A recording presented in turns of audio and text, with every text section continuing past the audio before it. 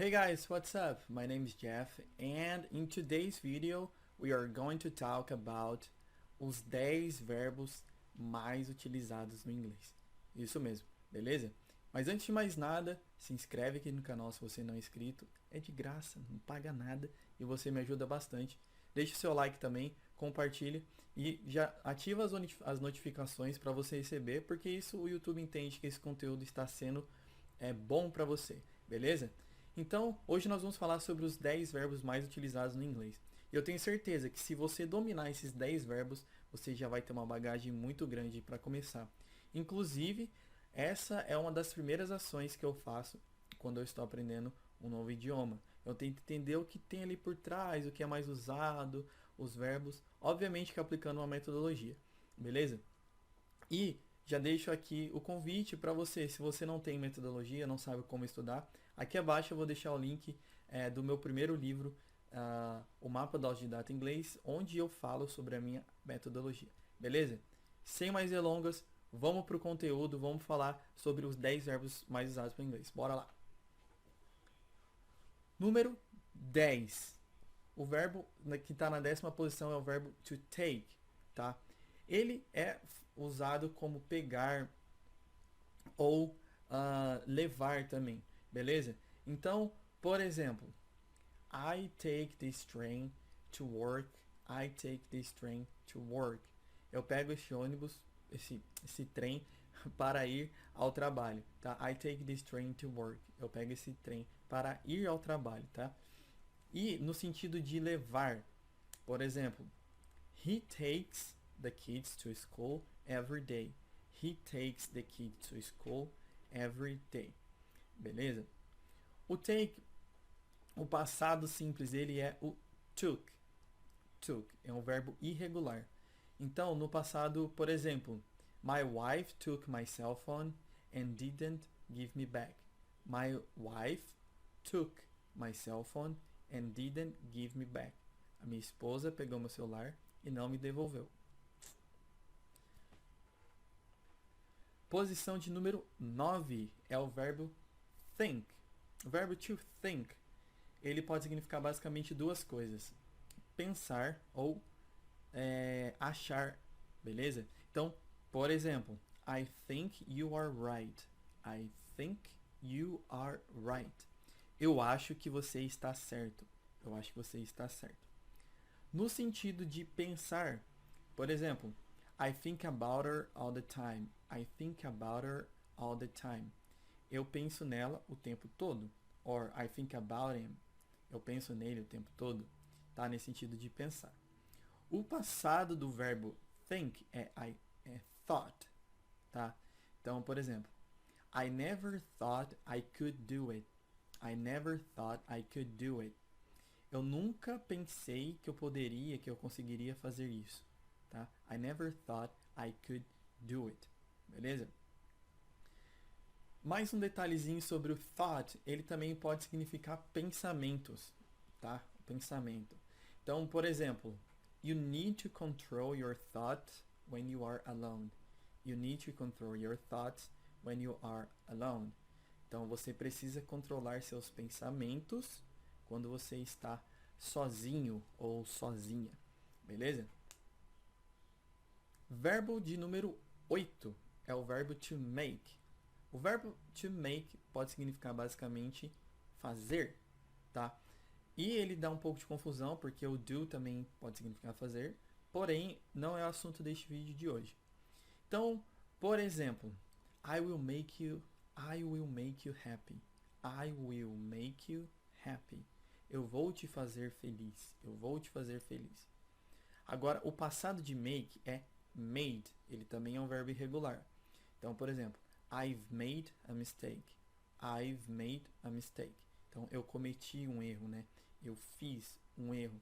Então, perceba na pronúncia que eu falo I've, que é I have made a mistake. I've made a mistake. Beleza? E o make também pode ser no sentido de você não conseguir alguma coisa. Por exemplo, we won't make to the airport in time. We won't make to the airport in time. nós não vamos conseguir chegar a tempo ao aeroporto. Nós não vamos conseguir chegar ao aeroporto a tempo. Beleza? Nesse caso seria chegar a tempo. Então, we won't make to the airport in time. Beleza? Posição de número 7 é o verbo to know, que pode ser conhecer ou saber. Então, por exemplo, quando você fala I know, eu sei. Ou no sentido de conhecer, pode ser do you know him? Do you know him? Você o conhece? Ou do you know her? Você a conhece? O passado de know é knew. Então, por exemplo, I knew it. Eu sabia, tá? Então, esse é o verbo que está na posição de número 7. Posição de número 6 é o verbo to get. Não poderia ficar fora dessa lista, porque o to get ele é um verbo que traz muitos problemas quando a gente está estudando, porque ele pode significar várias coisas, tá? Vou dar alguns exemplos aqui. Tem até um phrasal verb que é muito comum, que é um dos primeiros que a gente aprende, que é o get up. Get up. Então, get up significa levantar, beleza? Agora, se você pode falar get out, saia, né? Get out, vaza, sai daqui. Ou ainda, o get pode ser, por exemplo, de chegar a algum lugar. I will get there before you. I will get there before you. Então, eu vou chegar lá antes de você, tá? O get é, como eu sempre digo, a gente vai pegar o get, pode ser até quando você entende alguma coisa, né? I get it. Or o passado seria got, né? I got it, I get it, tá? Então, o get, assim como qualquer outra coisa em inglês, ele vem de ouvir bastante e de ler bastante. Isso é algo que eu sempre falo em praticamente todos os vídeos aqui no canal. O get também pode ter o significado de ficar. Por exemplo, quando você está feliz e você fica triste por alguma coisa, este ficar, a gente também usa o get. Então, por exemplo, I always get angry when she talks about that. I always get angry when she talks about that. Eu sempre fico com raiva quando ela fala sobre isso. Ou, por exemplo, she got mad at him. She got mad at him. Então, ela ficou brava com ele. Ela ficou brava com ele. She got mad at him. Beleza? Verbo de número 5, number 5, é o verbo to go, que é o verbo ir. O passado de go é went, que é eu fui, tá? E ele ainda tem um significado que pode ser parecido com become, que é de se tornar. Então, por exemplo, I go to school every day. I go to school every day. Eu vou para a escola todo dia. Então, eu posso falar no passado, I went to the beach last week. I went to the beach last week. Eu fui à praia, né, no último final de semana passado, tá? E no sentido do become, por exemplo, the woman went deaf. The woman went deaf. A mulher se tornou, ficou surda. Deaf, tá? D-E-A-F. Deaf. The woman went deaf. Posição número 4, number 4, é o verbo to say, que significa dizer, tá? E o passado de say é said, S-A-I-D, tá? O say ele pode ser usado com algumas expressões também. Então, por exemplo, quando eu falo say no more, não precisa dizer mais nada. Say no more, não precisa dizer mais nada. Ou, por exemplo, no passado, né, que é o said, she said she was tired. She said she was tired. Então, ela disse que ela estava cansada. Beleza? E o say às vezes é confundido com tell, com speak. Mas é questão de você ver o que está sendo dito ali, né? Porque a frequência quando é dito say, tell, speak, do inglês é diferente do português, tá? A gente não vai se aprofundar aqui, mas o say é um verbo que é muito utilizado, beleza? Então, tanto em expressões, né? Como a maioria das vezes a gente usa ele no passado, tá? Então, no caso, she said, he said. E ainda tem uma outra expressão que é says who. Says who. Quem disse? Quem te disse? Tá? Então, quando você quer indagar alguma pessoa, você pode falar says who. Quem disse, né? Quem te disse isso? Beleza? Chegamos aqui no top 3. E na posição de number 3 é o verbo to do. Obviamente, porque o do, ele é um verbo que, além de ser um verbo de ação, ele é um verbo auxiliar. Então, ele é muito usado. Então, ele significa fazer. E o passado de do é did. Então, mais uma vez, como ele tem a função de ser um verbo auxiliar, ele vai ter vários usos, tá? Então, o principal uso dele é o do. Porém, ele é mais utilizado como verbo auxiliar, o que faz muito sentido. Então, por exemplo, quando você quer fazer uma pergunta, do you like chocolate? Do you like chocolate? Você gosta de chocolate? Ou, como a gente falou no começo do vídeo, do you know him? Or do you know her? Ele está sendo utilizado como um verbo auxiliar. E aí, dependendo da pessoa, o verbo auxiliar vai mudar, como o does, o did, né? Mas aqui a gente está falando do do. Por exemplo, como fazer, né? Então, por exemplo, I have to do it now. I have to do it now. Eu tenho que fazer isso agora. I have to do it now. Tá? Então, esses são os dois principais usos do verbo to do. Um como verbo fazer e o outro como verbo auxiliar, que ele vai ser usado como I, o you, o they e o we, né?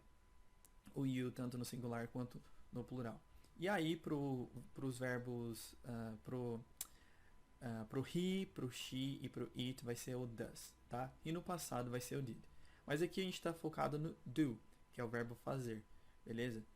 Pode parecer bobeira, mas muitas pessoas ainda não conseguem dominar o uso do do, do does e do did. Então, num próximo vídeo a gente vai falar especificamente desses verbos auxiliares, beleza? Então, vamos para o número 2. Number 2, o verbo to have, que aqui também ele tem vários usos. O principal deles é como o verbo ter, né? Mas ele pode ser usado também como verbo auxiliar. E igualmente o do, tá? Então, por exemplo, I have to finish this today. I have to finish this today. Eu preciso terminar isso hoje. Or she has, né? Que aí seria a conjugação. Ela tem, beleza? Mas o have, ele tem o sentido de ter. E, por exemplo, ele tem a função de verbo auxiliar. No caso dessa frase, I have been working a lot. I have been working a lot. Aqui, a tradução é, eu tenho trabalhado muito.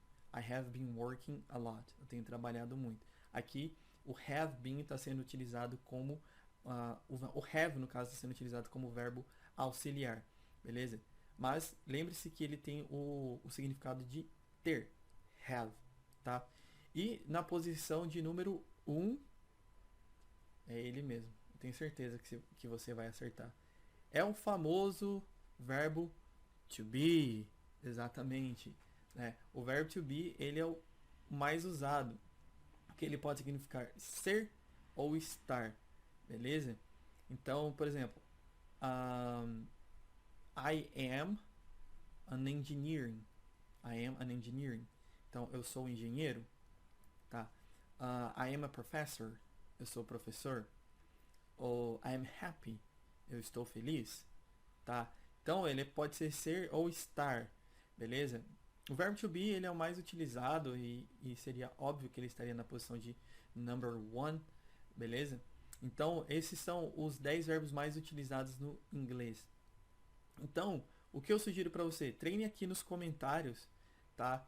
Com esses verbos. Se você sabia que esses eram os verbos principais no inglês mais utilizados, uma vez que você tem isso, você já consegue falar muita coisa, entender muita coisa, tá? No inglês. Então, agora é hora de praticar. Comente aqui, monte suas frases e eu vou comentando junto com você ali. Se tiver dúvida, mande aqui nos comentários também.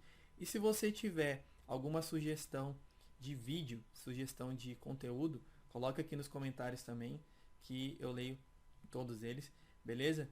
Então, não se esqueça, se inscreve aí, curta. Se você curtiu esse vídeo, compartilhe com outras pessoas, ativa a notificação. Todos esses papos que você já sabe, não custa nada, é de graça. E você ajuda o canal a chegar a mais pessoas também, beleza? É só o começo dessa jornada. Tamo junto e até o próximo vídeo. Valeu!